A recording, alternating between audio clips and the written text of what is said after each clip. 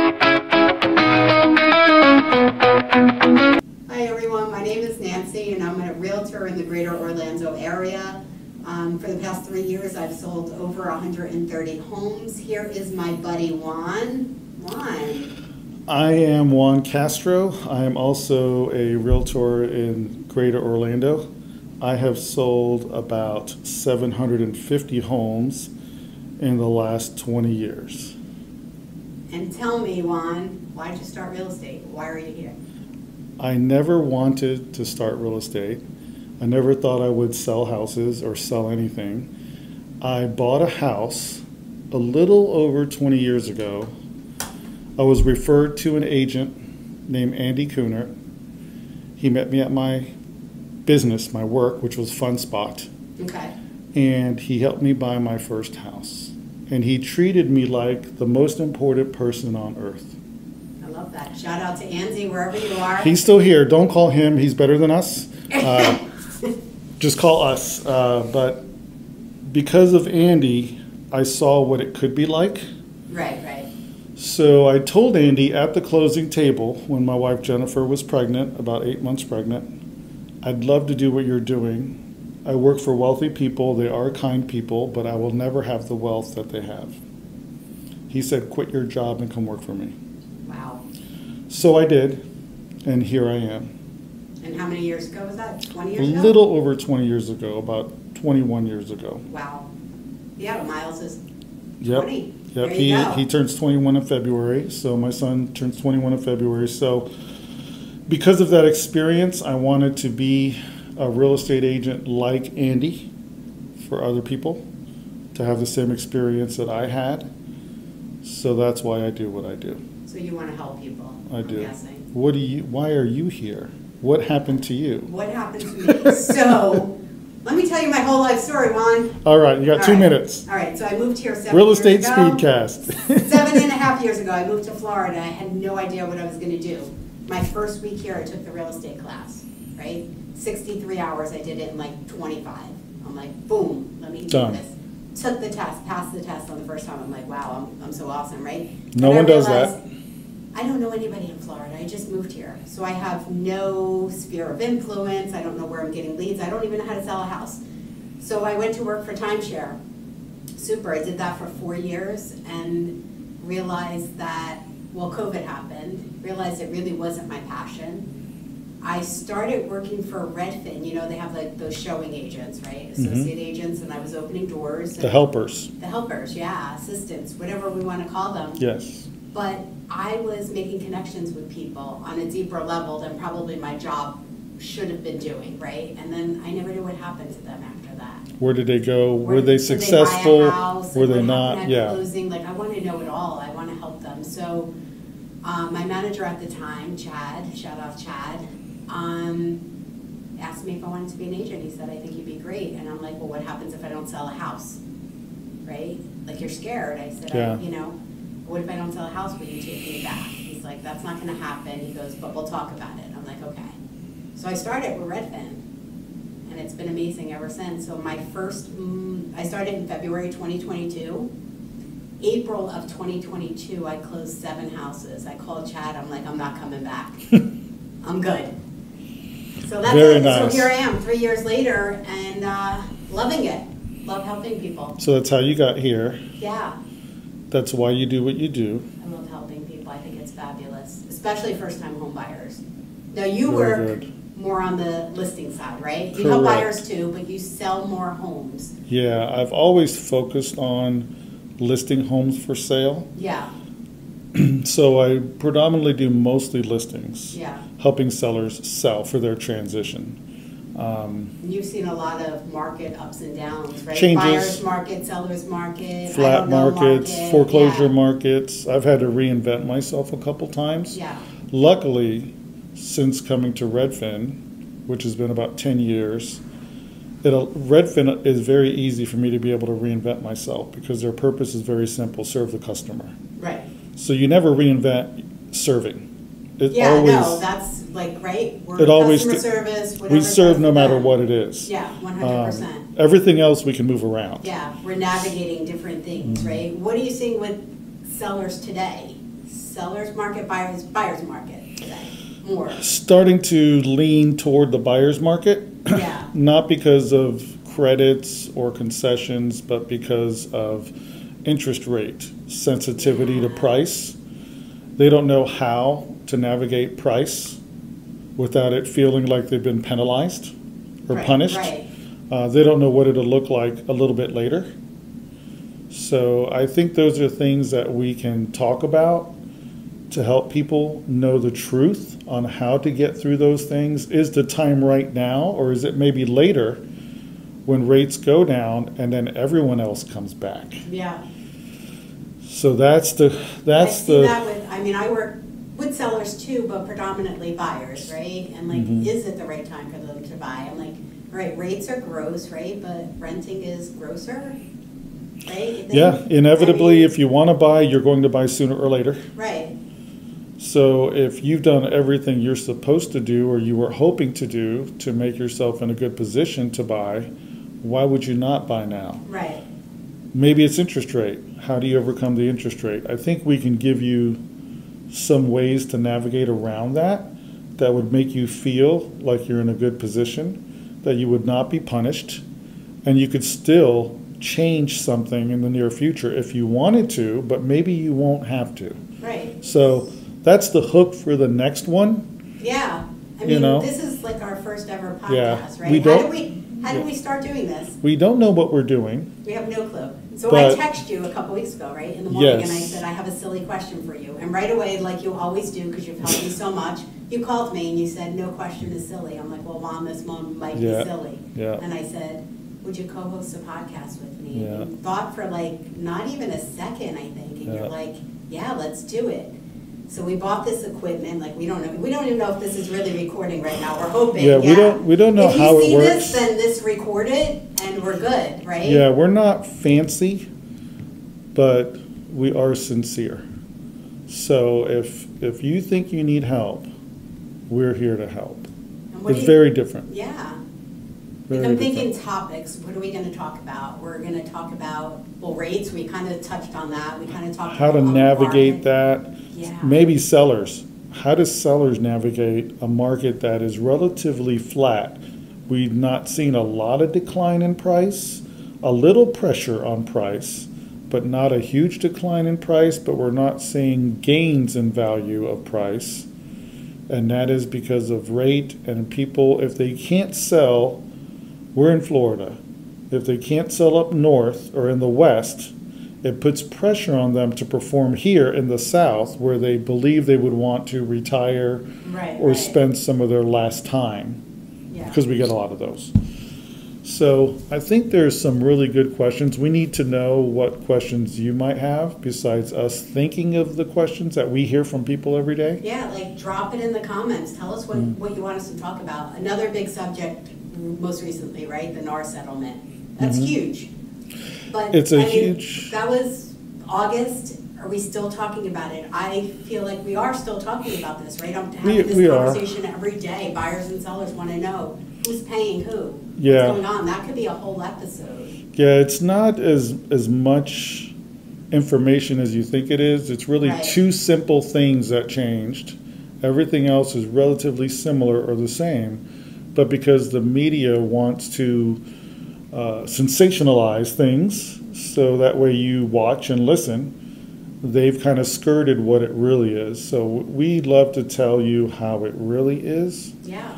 How it is today. That might change when it's a seller's market, right? Yeah, it might totally change right now. If you're doing it right now. Yeah, if you're out there buying a home, first-time home buyers, what does that look like? Yeah, what does that feel like? Yeah, scary. Right? You remember 20 years ago, were you scared? You had a pregnant wife and you're buying your first house? And then you quit your job. Yeah, then I quit. I mean, like, seriously, Juan, like, how does that? I didn't sell a house for quite a long time because the learning curve is quite long. Andy wanted me to work at a different brokerage for about a year so I could feel what it feels like. And then when I actually signed up with his, it was like going from walking backwards to running a race in a marathon. Yeah. So I felt very thankful. And I think to this day I feel thankful for like where I am right now.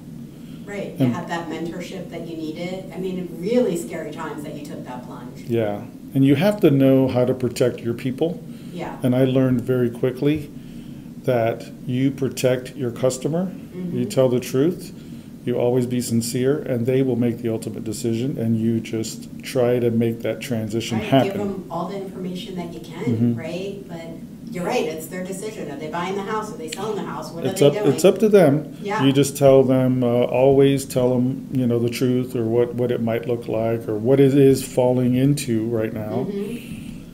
And it tends to work out. I think when you look up Miss Nancy and you look up me, you will see that our customers will say that we have their best interest at heart. Yeah, and we'll post our links in the comments too. Like, reach out to us, say hi. Yeah, we'll post them there. Yeah, But, I'd love to hear from people. Yeah. See what's going on. I mean, anywhere in the country. I mean, real estate is real estate. Obviously, like, some things are done differently, right? Contracts are a little bit differently, but buying a home is buying a home. You have contingencies, you have things, Let's talk about it. And in our network, we have the ability to connect you with people that are built like us in different places that we are not licensed to operate. So if you need help from one place to another, we can help facilitate that and make it softer than you trying to hire two strangers and figure out how do they work, or what are their processes, what are their products, how do they serve their people. We can link you with people that we can see if they're built like us or not, and kind of do a little bit of that relationship connecting. That way you could interview someone that you might have an interest in. And you should interview your realtor, right? Should interview 2 or 3. I love it when I go to a house and the customer has interviewed 2 or 3 people before me or after me.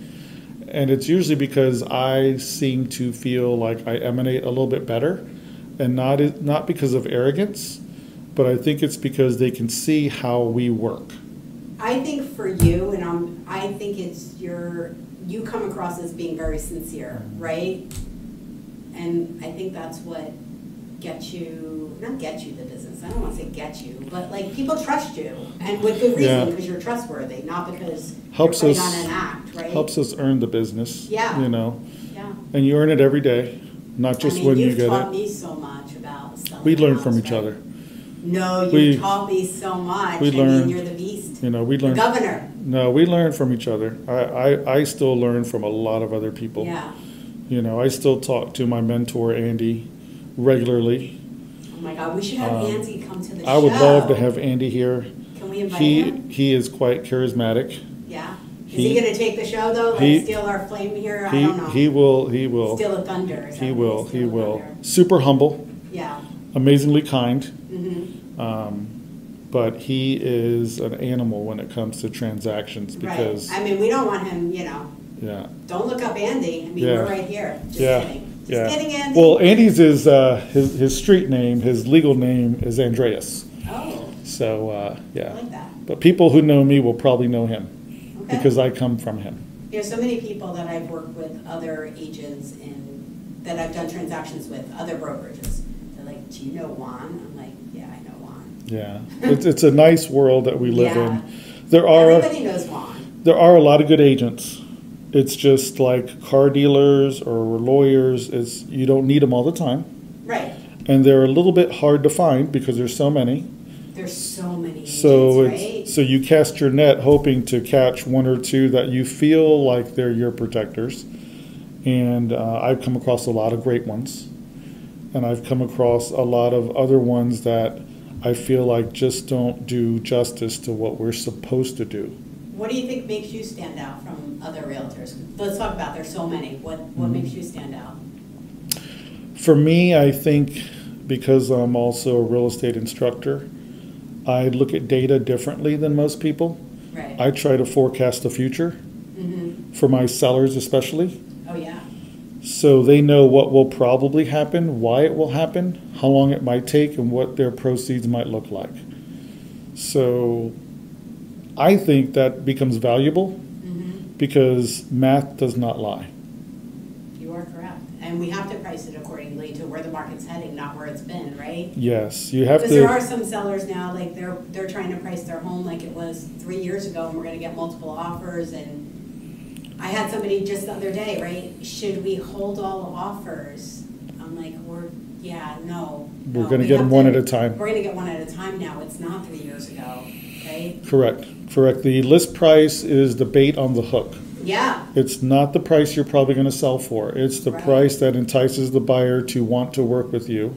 Sometimes you will engage 2 or 3 people that want to bite your hook. Yeah. And they will compete over price. And we have some things we do at Redfin that will allow us to push the price. And those are kind of like our trade secrets, of course. Yeah, we're not going to tell you. Not yet. Not yet. Maybe next episode. Maybe later. Who knows? Not yet. They are quite good. Yeah.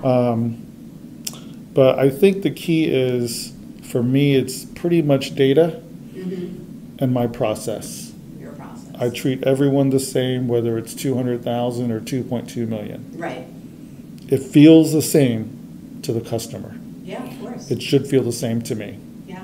I feel that way with buyers too. I mean, again, I sell, but predominantly buyers, and I almost feel better about that first time home buyer in that lower price point. Not that I feel better about it, but it's so satisfying when they get the keys to their first house, right? There's not I have a closing Monday, first time home buyers, $250,000. The excitement. Yeah, townhouse, The thankfulness. winter garden, like They can't believe it. they are, I have a video of them when they got their offer accepted. She said to me, I'm literally jumping up and down. I said, I need to see a video of that. And she sent it to me. Maybe we can find a way to put this in here. I don't know. We don't even know how to edit this. Yeah, we have no don't, idea. yeah, we are not. But seriously, they were jumping up and down on a video. It's like 15 seconds. We can put that in. It's so That's cool. why you do what you do. Yeah, of course. Everyone starts at the first step of a staircase. Yeah. And they work their way up. Yeah, They and I'm get- sure in a couple of years they're going to sell that one. They want to have kids, right? They're getting Maybe married next year. upsize a little bit to Yeah. get a little more room, maybe get that yard, Right. those type of things. I mean, I might not get another video of them jumping up and down the next Yeah. time, right? Because it's Yeah. not the first time, but that was so super. Yeah. It was such Yeah. a great feeling. I agree. Part of why I do I this. But yeah, so what else do you think we should talk about coming up? Like, I don't know. How long are we talking now? I am have no honestly idea. not We don't sure. even know if, oh yeah. we're 17 minutes, 18 Wow, minutes. we're doing pretty good. I'm not sure we what didn't we even talk should. about anything. Yeah, I'm not sure what we should talk about, but I do know that there's a lot of things that are important to people. Yeah. So I'll try to figure out what some of those questions are, and I know you will too. I know rates are like the biggest thing. I think rates. Is it the right time? Is it the right time to buy or sell? Yeah, so that might be one of our first topics, maybe our first or second one. And then from there, hopefully you guys can suggest some things that are on top of your mind. We didn't even say, what is our name? Wait, we have a name for our podcast, right? The Real Estate SpeedCast. SpeedCast. Why SpeedCast? We want to cover a topic or two, make it simple, make it pointed, make it fast, get you the answers to some of your questions, and then wrap it up. Yeah, 20 minutes maybe. Maybe they'll go longer. Maybe we don't know. 15, 20 minutes. Unless it's like really just. If we need to go longer, we may split it up. Yeah. But we want to get directly to the question and answer portion. We don't want to have the fluff in the middle. Right. We want to get you where you want to go. Yeah. And All that's it. right. Well, I think guess we wrap that's it this for one today. up for our first one, right? Yes. Thanks for showing up, guys. Like, follow, share. Let's get this going. Sounds good. Thank you, guys. Bye.